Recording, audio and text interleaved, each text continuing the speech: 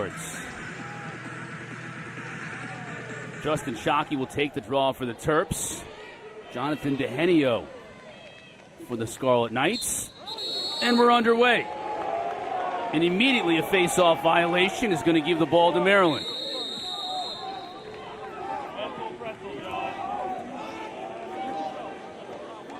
Maryland team coming in ranked third in the country, unbeaten, and really have not even been tested. They've had some close games like the last one against Rutgers early, but they've been able to pull away every single time in the second half.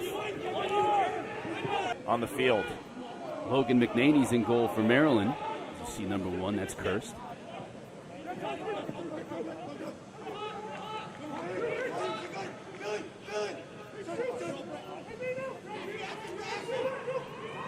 Knobloch, one of the top freshman midfielders in the country, 27, fires and scores!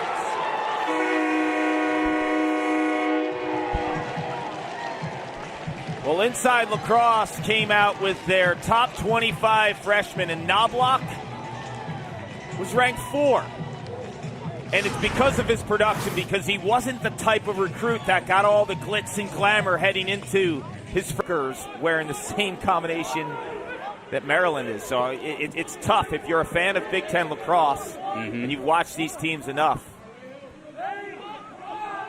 Right, with all the jersey combinations, you thought Coach Tillman would help us out with maybe the yellow Marylands, you know, like the third option combo out there. We'll make do. Here's Gallagher, former Attackman, coming back to midfield. He shoots and scores! Rutgers off to a hot start this afternoon here in Piscataway. From your hometown, Chris Cotter, the ATL. Played for Thunder Lacrosse, an awesome club organization, along with Eric Maliver, who plays for Maryland. But the key thing is officiating the game if they're not set up properly. So sometimes a violation could happen before the actual whistle.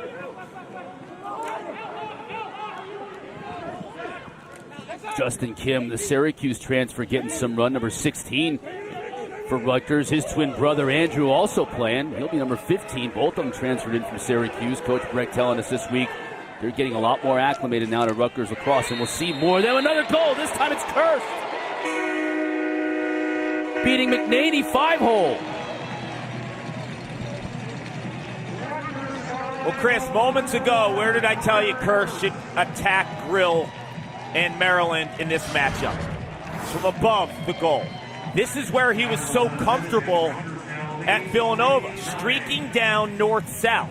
In the first matchup against Maryland, then even those pictures, you saw Joe Walters, and before him was Andrew Whipple, and then the late 80s, Brendan Hanley. So that's been a number that's had a lot of mystique in terms of Terp lore.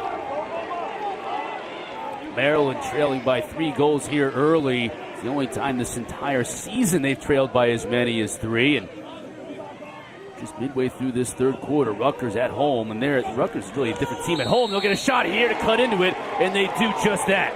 Kyle Long buries the goal. That deficit now down to 2. I was mentioning, Paul, Rutgers is a different team at home, and they have been. But Maryland, even when they get down, they don't seem to be down for very long. Well, they're so steady, and they kind of take and embody. Not afraid to put his back to the defender and take contact. Knobloch now. Rutgers really moving the ball around. Gallagher working on a shorty, trying to get in front. Behind the back shot. Goes wide and stays with Rutgers. Still 37 seconds to shoot.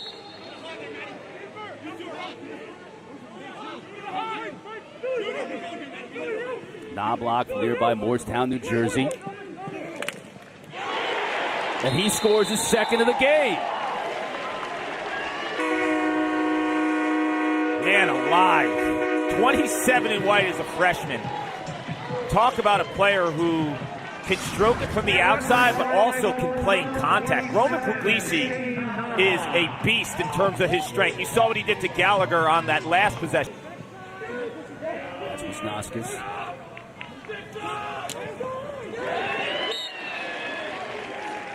Again, wide to Mayo on the shot. 20 seconds left to go in the quarter.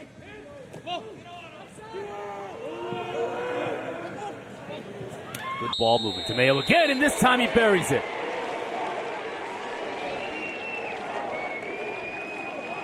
Good ball movement is an understatement, Chris. I mean, the ball's moving at hyperspeed. I'm watching this and getting dizzy. This is a great example for any youth or high school or college lacrosse team when you go extra man. This is total hot potato. It's not even a cradle, right? That ball is spinning around. They're not even taking that extra second to catch clear the ball.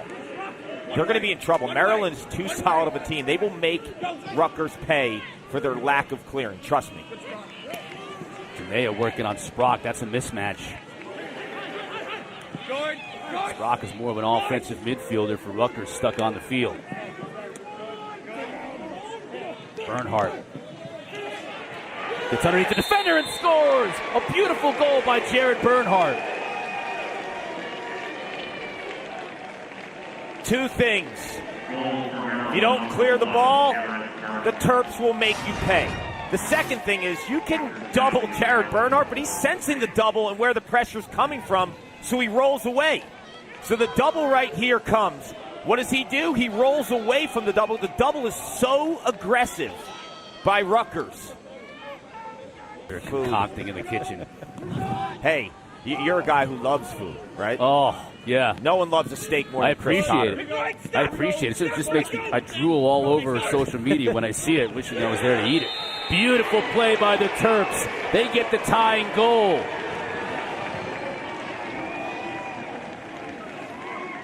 So coming into the game, everyone talks about Jared Bernhardt, as they should. Logan Wisnauskas, one of the most underrated players in college lacrosse. Well, the Terps' leading goal scorer heading into today is Danny Maltz, and he has been amazing in this role, catching and finishing inside. You see the little... From the Atlanta area, but big-time contributors. Growth of the game, we're seeing a lot of it from the Dallas area as well. Every single game. Look out. Bounce shot from Kirst. McNaney is there. And a quick outlet. Maryland on the run. Pull and a goal! That's John Geppert. Two big plays in this first half from Geppert. First to secure a ground ball on a face-off so they could kill off a penalty, and now he scores a goal, his second of the year. Geppert has the green light, and this is why. He didn't pick up a pole until a little over a year ago. He played offensive midfield in high school. He knows how to roam the middle of the field and make plays. And when you are a player like Geppert, and you know how to shoot, and you know how to play in transition, and now they give you the 6-foot pole, the leverage game in terms of when you stare down a goal. Yeah, a lot of times, wow, look at the rain here. You hear it.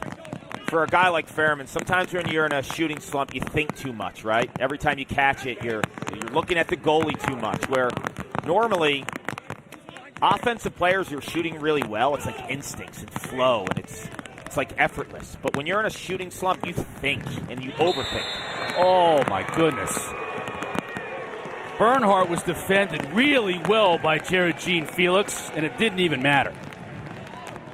That's not overthinking. That's give me the ball. I'm one of the best players in the country, and depending on your taste, I could be the Tewaaraton winner. You see the shake there, and then Jean Felix catches up, but look at Jean Felix's stick. It's behind him. So that's the green light for Jared Bernhardt. He was the number 4 inside lacrosse recruit back in 2018. He's lived up to the billing. Physical play that time. Jean Felix maybe upset a little bit about giving up that goal to Bernhardt moments ago. But again, the failed clear. Here comes Rahill. They keep it across the line, and Maryland will reset with a fresh 80. Rutgers in a serious drought scoring-wise. They opened up this game a house of fire.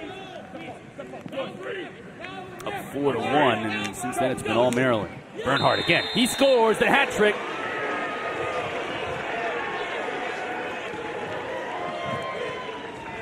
So when you watch Bernhardt, his first 3.5 years at Maryland, the speed dodge, and he was like reckless when he got inside his defender and would throw his body. The biggest difference in 2021 for me, Chris, is his use of his body. He gets in defenders. He's so much. That first quarter, they were disjointed and sloppy. But in this second quarter, based on this guy right here, is just making plays and dealing. And finding open men, and that's Kyle Long, his second of the game.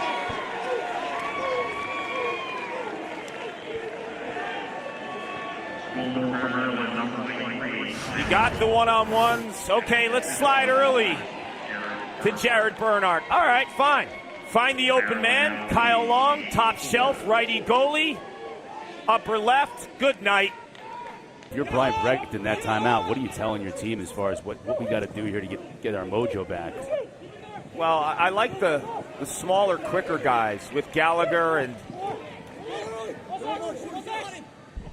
players that can beat on the perimeter, because right now I'm seeing Connor Kurse, when he's at that right wing or he's playing towards the attack zone, he's not getting any separation. So if I'm Rutgers, I'm attacking with guys like Ross Scott and players of that nature. And then obviously you have Adam Charalambides. If you get the ball inside, the way that you're going to get the ball inside is if you have real threats on the perimeter. When Knobloch is getting a pull, where is the dodging coming from? Because Makar is shutting down Kieran Mullins. So if you can play the pick game and then get Charalambides. We're just a little over halfway through this game. Here's Scott. Behind a Mullins, who's been really quiet in this game, number 4 for Rutgers. Scott, slide comes. Up top to Sprock. Shoots with his left and scores. Junior from Dallas was with his 10th goal of the season. Loosen up the Maryland defense on the perimeter. That's my thoughts in the second quarter, because you're not getting a ton of action in terms of getting separation with your attack. Kieran Mullins is being blanketed by Makar. Wisnauskas. Back to Bernhardt. Short stick on him. Wisnauskas turned to his right, got to the cage, and scores!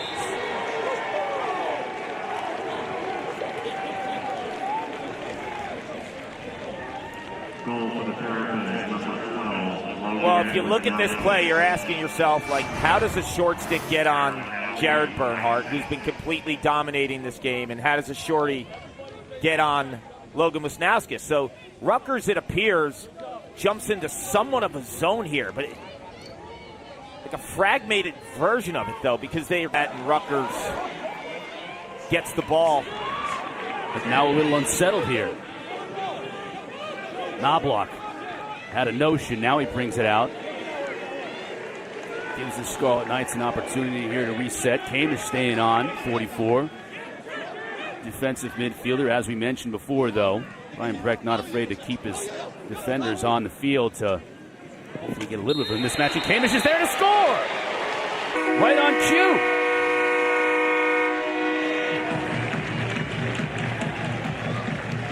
What you do when you're a defensive midfielder who can go to the rack, you trap another player from the opposing team who's not playing as much defense, and that's Kyle Long, who's an offensive midi for Maryland. Numbers here in the sub game.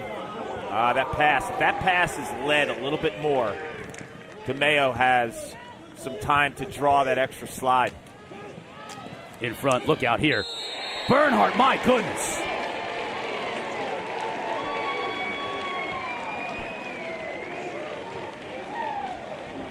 Wow. So we've seen so much from Jared Bernhardt with the ball in his stick, right? Pulling the defense out and using his body and his speed, but now off ball. What awareness. Just feels the defensive lack of pressure in that crease area. Because when you look at this game and you feel this game, you just feel right now like, okay, Maryland is dominating, but it's only a 3-goal game. Could be 4 here quickly, and it is. Maybe that gets Bubba Fairman going too, right at the doorstep. It does. And sometimes just an easy goal like that, just hitting the back of the net if you're Fairman, will give you the confidence. And he's a happy-go-lucky kid. He's one of the favorite guys on this team. His teammates love him. They rally behind him. And when first half, but has been relatively quiet here in the second. Man up for Rutgers. That's why we had no face-off here to start this fourth quarter. They really desperately need one here, and they'll get it. Beautiful twister from Eric Savetti. His first twister of the game. Remember, Paul was called off because he stepped in the crease. Not this time. Great goal for the man-up specialist. Outstanding awareness and patience to get McNaney to bite with the one last fake here. So he loses his angle, but he increases it. Charalambides, by the way, with a beautiful behind-the-back pass. And just pushing that pace, you felt it. And credit John Tillman and his staff, week in and week out. Like, they take your strengths away. That's why, if you ask me, that's why I've been voting them number one every week, because of their balance and their strategy. I mean, there's no holes on this team, and they're so well prepared, and they take opponents' strengths away from them as well, if not better than any team in the country. Here's Kieran Mullins, who had 8 points in that game against Hopkins last week. Nothing today. Now he shoots and scores!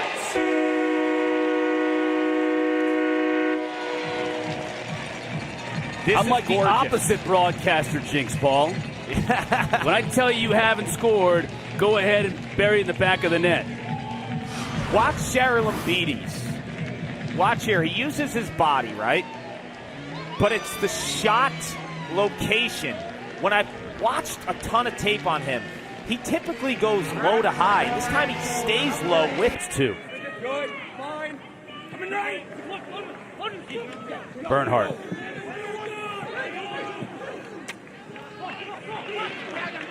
Good job by Jared Felix to stick in the passing lane, but Maryland retains possession. Still 20 seconds to shoot. Now out of the box. Full head of steam. Wisnauskas in front. Did he stay out of the box? That's going to be the charge. He did. Fairman with a beautiful goal. Stayed out of the crease, and it's going to count. Bubba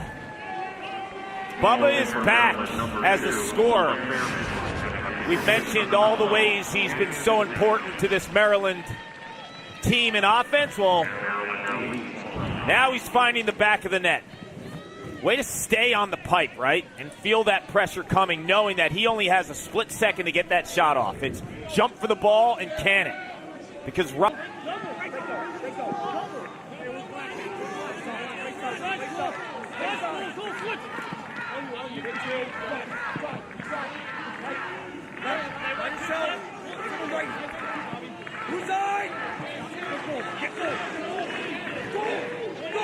Mayo now will look to operate against the short stick. Wisnauskas back to his right. Shoots loose ball, and Hurst is there to pick it up. Big hit. Here come the Terps. Wisnauskas scores. He's like a roaming free safety, laying the boom, giving the Terps and their bench life. Wisnauskas cans it. Terps up.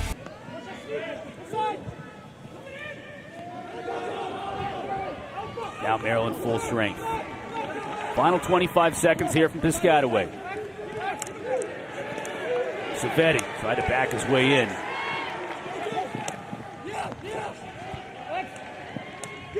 Mullins just nowhere to go.